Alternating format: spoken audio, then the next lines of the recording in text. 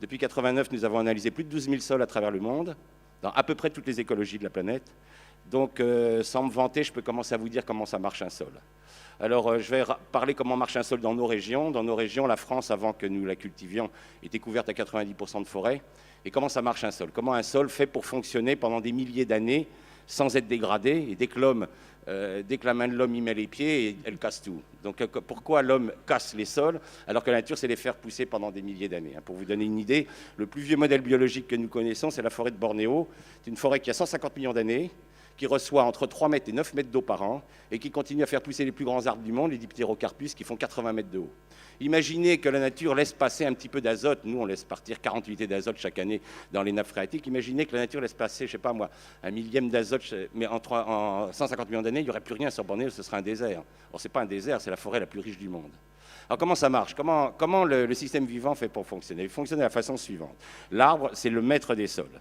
C'est pour ça que les anciens, quand ils ont, après avoir ruiné les sols d'Europe, ont réussi à créer l'équilibre agro-silvo-pastoral au XIXe siècle, ont arrêté la famine en Europe, c'est qu'ils avaient inconsciemment, tout à fait empiriquement, reconstitué l'arbre, réinjecté l'arbre dans la forêt. C'était sous forme, dans l'agriculture, c'était sous forme de haie, mais l'arbre est indispensable. Alors comment ça marche en forêt?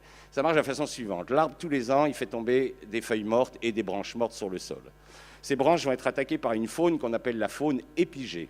Cette faune va manger tous ces bouts de bois, toutes ces feuilles, et va faire des crottes. Ces crottes, c'est quoi? C'est de la matière organique broyée en éléments très très fins, qui va permettre donc aux seuls organismes au monde qui sont capables d'attaquer la lignine, qui sont les champignons, les basidiomycètes, vont leur permettre d'attaquer ces crottes et de les transformer en humus. Donc, ce qui est intéressant dans le système vivant, c'est que vous pouvez remarquer que la fabrication d'humus se fait à la surface du sol. On comprend tout de suite pourquoi le labour est une machine de destruction massive des sols, c'est qu'elle met la matière organique sous le sol, ce qui est une absurdité. Les animaux, ils ne vivent pas sous le sol, les épigés, ils vivent à la surface du sol. Les arbres, eux, ils vont s'adapter à ce système très astucieux, ils vont faire un double enracinement. Vous avez vu avec l'ouragan de 99, des arbres arrachés, ils ont un enracinement horizontal qui est sous la matière organique. On peut se dire, mais pourquoi les arbres ont développé ce réseau de racines horizontales sous cette couche de matière organique?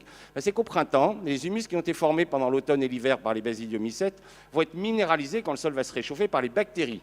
Les champignons font l'humus, les bactéries minéralisent. En minéralisant, elles vont libérer du nitrate, du phosphate qui va descendre avec l'eau de pluie. Et là, il y a les racines horizontales de l'arbre qui va récupérer le nitrate, le phosphate et qui va le renvoyer dans la frondaison. Le système sol-plante est fermé dans la nature. Il n'y a pas de fuite. C'est pour ça que les nappes phréatiques sont propres sous les arbres. C'est que l'arbre, il a mis ses racines sous la matière organique. La grande bêtise de l'agriculture, c'est qu'elle laboure et elle met la matière organique sous les racines. Donc le temps que les racines arrivent, c'est minéralisé, vous envoyez dans les nappes. Donc première leçon, ne jamais enfouir de matière organique dans un sol. La nature nous le dit, il suffit de regarder le livre.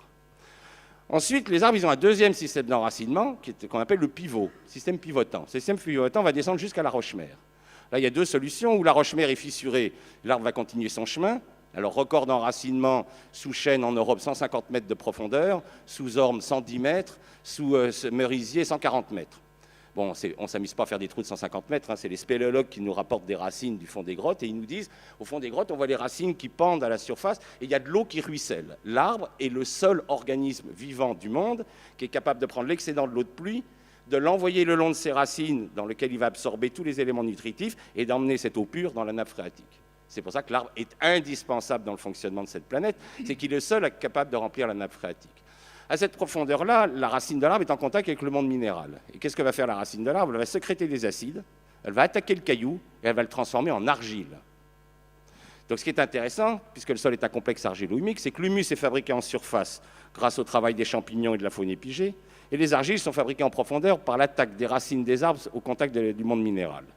À cette profondeur, il y a des racines qui meurent, de nouvelles racines arrivent. Et il existe heureusement une faune qui se nourrit de racines mortes, qui nettoie toutes ces racines mortes, et qui va libérer de nouvelles galeries pour les racines suivantes. C'est ce qu'on appelle la faune endogée. Alors on retrouve les mêmes groupes qu'en surface, des colamboles, des acariens, des vers, sauf qu'ils sont petits, aveugles, et leur boulot, c'est toujours de nettoyer des racines. Pour vous donner une idée du travail de cette faune endogée, un blé fait 200 km de racines et 5000 km de poils absorbants. Un blé, hein. Nous en mettons 200 au mètre carré, c'est-à-dire qu'un blé, c'est 4 milliards de kilomètres de racines. Eh bien, ces 4 milliards de kilomètres de racines seront mangés par la faune endogée pendant l'hiver et permettront à l'orge qui suivra, ou au colza, de s'enraciner. Alors, on voit que l'argile est produite en profondeur, l'humus est produit en surface. Il y a une faune épigée qui aère le sol en surface et une faune endogée qui aère le sol en profondeur. Mais comment argile et humus se rencontrent? Parce qu'il faut bien qu'ils se rencontrent pour former le sol. Et ils vont se rencontrer grâce à une troisième faune que vous connaissez généralement tous, qui sont les vers de terre. Dans les pays tropicaux, ce sont les termites qui font le même rôle. Les vers de terre, qu'est-ce qu'ils font? C'est les grands lombriques, ce qu'on appelle la faune anécique. Ils habitent des galeries, eux, ils habitent des terriers. Ils ne sont pas comme la faune épigée, la faune endogée qui change d'endroit tout le temps. Eux, ils ont des galeries. Toutes les nuits, ils sortent. Ils laissent l'arrière de leur corps dans la galerie pour pouvoir rentrer dedans s'il y a un prédateur. Et ils prennent de la matière organique, ils l'emmènent, ils redescendent, là ils remontent de l'argile et ils passent leur temps parce que quand ils ont fait demi-tour, ils vident leur intestin pour former une crotte qu'on appelle le turricule. Et il se trouve que les vers de terre ont dans leur intestin une glande qu'on appelle la glande de Morène qui est très riche en calcium. Donc ils remontent de l'argile, ils mélangent dans leur intestin de l'argile et de l'humus et il se trouve que les argiles sont négatifs, les humus sont négatifs et le calcium est un ion qui a 2 charges positives. Donc une charge positive va attacher l'argile et une charge positive va attacher l'humus. Et ils vont fabriquer du complexe argilo-humique. C'est les vers de terre qui fabriquent la Terre. Le premier scientifique qui va s'y intéresser, c'est Darwin. Darwin va être le premier à donner une échelle des restes humains. Parce que si vous faites des profils, vous verrez que les pierres taillées, on les trouve en profondeur, puis les mosaïques romaines, puis les restes du Moyen-Âge. Ce n'est pas parce que les hommes de la pierre taillée vivaient sous terre, ils vivaient comme nous à la surface, mais c'est les vers de terre qui ont enfoui tous les restes humains. C'est pour ça que les archéologues passent leur temps à creuser des trous. C'est de la faute des vers de terre. Et en fait, Darwin a une idée très bonne. Il a mesuré la quantité de terre. Un ver de terre rejette son poids de terre tous les jours. Il a calculé simplement les distances qu'il y avait entre les restes humains. Et il s'est rendu compte que c'était beaucoup plus vieux que ce qu'on racontait à l'époque. C'était la Bible, c'était 5000 ans, la création de l'humanité. Donc, M. Darwin a été très prudent pour ne pas avoir la religion sur les bretelles. Mais il a montré que c'était beaucoup plus ancien qu'on croyait. Si vous mettez, par exemple, un pas japonais dans votre jardin, vous verrez que votre pas japonais va disparaître. C'est les vers de terre qui vont l'enfouir progressivement. Souvent, quand je suis sur le terrain avec les acteurs me disent « Oh là là, j'ai mes cailloux qui remontent ». Alors je leur explique que le vol lourd des cailloux dans la plaine, ça n'existe pas. C'est jamais les cailloux qui remontent, c'est toujours la terre qui s'en va. Donc ne faites pas de mauvaises interprétations. Alors comment nous avons fait pour tuer nos sols? On a violé ces lois fondamentales. C'est-à-dire qu'on n'a pas... Vous pouvez violer les lois humaines. Si vous faites choper par la police, vous irez en tôle. Mais ce n'est pas très grave pour l'ensemble de l'humanité. Mais quand on viole les lois universelles, les lois de la biologie, là c'est très grave. Alors comment on a fait pour tuer les sols? On a inventé deux armes de destruction massive des sols. D'abord la charrue. Au début, les hommes, ils gratouillaient la terre avec les chevaux, c'était pas bien grave. Mais quand on a découvert le tracteur, vous savez, c'était Victor Hugo qui disait, pour montrer la fascination des hommes devant les grosses machines, une immense force qui aboutit à une immense faiblesse, voilà ce qui fascine les hommes. Les mecs, ils bandent comme des fous devant un gros tracteur de 300 chevaux, ils n'en peuvent plus. Donc, ils bousillent les sols, on les retourne. En première erreur, ils mettent la matière organique au fond. Or, il se trouve que tous les champignons du monde sont aérobies. Il n'existe pas de champignons anaérobiques sur Terre. Tous les paysans qui ont eu l'occasion de planter un piquet dans le sol le savent, quand ils sortent le piquet, la pointe du piquet est intacte et le piquet est complètement rongé sur les premiers centimètres. Donc quand vous mettez de la paille dans le sol, vous ne faites plus d'humus. C'est pour ça qu'on arrive à ce système très étonnant que les anciens faisaient à peu près 2 tonnes de paille en France en 1900, ils avaient 4% de matière organique. Maintenant, nous avons 5 à 6 tonnes de paille en France et nous n'avons plus que 1,6% de matière organique sur l'ensemble du territoire. Nous avons divisé par 2 notre matière organique alors qu'on a multiplié par 2 les pailles. Pourquoi? Parce que nous les enfouissons. Et à partir du moment où vous enfouissez, c'est fini, vous ne ferez plus jamais d'humus. Heureusement d'ailleurs pour la ville de Venise qui repose sur des piliers de bois, ces piliers de bois sont sous l'eau en anaérobiose et aucun champignon ne peut les écrouler. C'est pour ça que la ville est toujours là. Donc première erreur, enfouissement de matière organique. Et le nombre de gens que je vois en mettre du compost avant de planter un arbre passent leur temps à faire cette erreur qui est une erreur fondamentale contre les lois universelles. Deuxième erreur, on apporte les engrais chimiques. Qu'est-ce que font les engrais chimiques? Ils stimulent les bactéries. Or les bactéries elles sont minéralisatrices, elles ne font pas d'humus, elles minéralisent. Et les bactéries elles se multiplient 20 fois plus vite que les champignons. Donc, qu'est-ce qui se passe quand vous mettez des engrais chimiques? Vous accélérez la minéralisation de la matière organique. Quand la matière organique tombe trop bas, la faune disparaît puisqu'elle se nourrit de cette matière organique. Un pays comme la France, nous sommes passés de 2 tonnes de vers de terre en 1950 à l'hectare à moins de 100 kilos. Qu'est-ce qui se passe quand il n'y a plus de vers de terre? Les vers de terre, je vous ai expliqué qu'ils remontaient tous les jours de la terre. Ils remontent de la potasse, du phosphore, de la magnésie, du calcium. Plus de remontée par les vers de terre. Les éléments vont descendre. Pollution des nappes, pollution des rivières.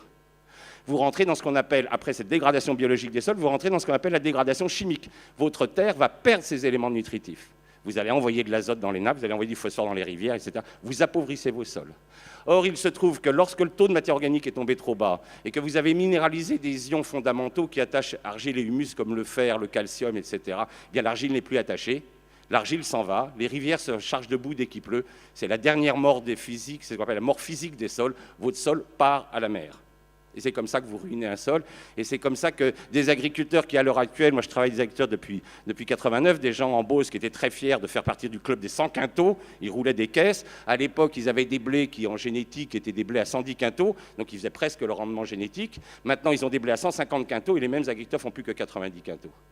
C'est-à-dire qu'ils ont des Ferrari, ils roulent sur des chemins de terre. Ce n'est pas la peine d'avoir une Ferrari, c'est pour rouler sur un chemin de terre, il vaut mieux avoir une 2 chevaux. Hein, donc ça, ils peuvent raconter tout ce qu'ils veulent, ils ne valorisent plus la génétique de leurs plantes. Et on sait que cette génétique est valable, puisque récemment, ils ont fait une expérience en Nouvelle-Zélande sur un sol qui n'avait jamais été labouré, jamais touché, et ils ont fait 162 quintaux en semi-direct, et ils ont fait 152 quintaux en labour. Donc ça montre que le potentiel génétique est bien existant, mais c'est nos sols qui sont à genoux. Donc, qu'est-ce que ça veut dire pouvoir faire une agriculture durable? C'est reconnaître que la propagande des multinationales, et de la propagande, ce n'est pas de la science, il va falloir remettre de la science dans l'agriculture. Or, l'agriculture n'a plus de science depuis 50 ans, elle n'a que de la technique, elle n'a que des produits chimiques, elle n'a que des grosses machines, c'est-à-dire qu'elle fait tourner le business agro-industriel. Mais cette agriculture n'est pas là pour nourrir les hommes, elle est là pour enrichir l'agro-industrie. Or, le problème qu'on a maintenant avec 7 milliards d'individus, c'est qu'il va bien falloir se décider à nourrir les hommes. Et nous avons maintenant 1 milliard d'hommes qui souffrent de la famine. Donc la révolution verte, c'est un échec total. Le problème, c'est que cette société qui est obsédée par le profit ne veut pas reconnaître ses torts. Elle ne veut pas reconnaître que la révolution verte est responsable de la famine d'1 milliard de personnes, c'est-à-dire autant d'habitants qu'il y avait en 1800 sur cette planète. Donc il va falloir changer complètement notre agriculture. Il va falloir, à mon avis, dissoudre des sociétés comme Monsanto, Novartis et compagnie, qui sont des assassins. Il va falloir qu'on crée une espèce de justice internationale sur crime contre la vie. Ce sont des criminels contre la vie, ces gens-là. Hein, ils ont tué. Moi, l'activité biologique des sols que je mesure, elle ne cesse de baisser depuis que je la mesure. Je la mesure depuis 89, est en baisse constante. Et quand je compare avec les chiffres du début de 1900, nous avons perdu à peu près 90% de notre activité biologique. Et en particulier, les grands disparus, c'est les champignons. Les champignons ont complètement disparu avec les engrais chimiques. Or, c'est eux qui font les humus. Et depuis qu'il n'y a plus de champignons, vraiment, les sols vont très très mal. Et c'est pour ça, là, tout à l'heure, vous parliez du BRF. Pourquoi le BRF a un effet tellement spectaculaire sur la relance de la vie des sols? C'est que vous apportez de la lignine. C'est vous redonnez cette substance que seuls les champignons sont capables d'attaquer et vous remontez le C sur N. C'est-à-dire vous remontez le rapport carbone-azote. L'agriculture n'a pas besoin d'azote, elle a besoin de carbone. C'est ça que les agronomes n'ont toujours pas compris. Comme les agronomes ignorent tout de la vie des sols, la chaire de microbiologie des sols à l'agro a été fermée en 86. Là, vous avez devant vous un fossile vivant. Des microbiologistes des sols, on n'en fabrique plus en France. Vous avez 150 agros qui sortent de la boîte, ils ne connaissent rien des cycles microbiens. Enfin, c'est quand même hallucinant. Ils ne savent pas distinguer un basidiomycète d'une bactérie ou d'un actinomycète. Ils ne savent pas que les rôles sont complètement différents. Donc si on veut remettre de la vie dans les sols, il va bien falloir qu'on mette de la science et qu'on arrête d'inventer des modèles artificiels type révolution verte, de donner le prix Nobel à un mec qui a ruiné 300 millions d'hectares de sol avec sa révolution verte. C'est pas ça le but. Le but, c'est de remettre de la science pour qu'on puisse à nouveau regarder les sols comme ils sont. Parce que le grand livre, c'est la nature. C'est pas derrière un ordinateur qu'on découvre le fonctionnement d'un sol. C'est en faisant des trous. Avec Lydia, on en a fait plus de 12 000 à travers la planète, depuis l'altiplano des Andes, en passant par les sols norvégiens et les sols d'Amérique et de Bornéo. Les sols, on sait comment c'est, parce qu'on en ouvre, et qu'on regarde la faune, on regarde les racines. Mais c'est plus que font les agronomes. Voilà, je vais essayer de raccourcir.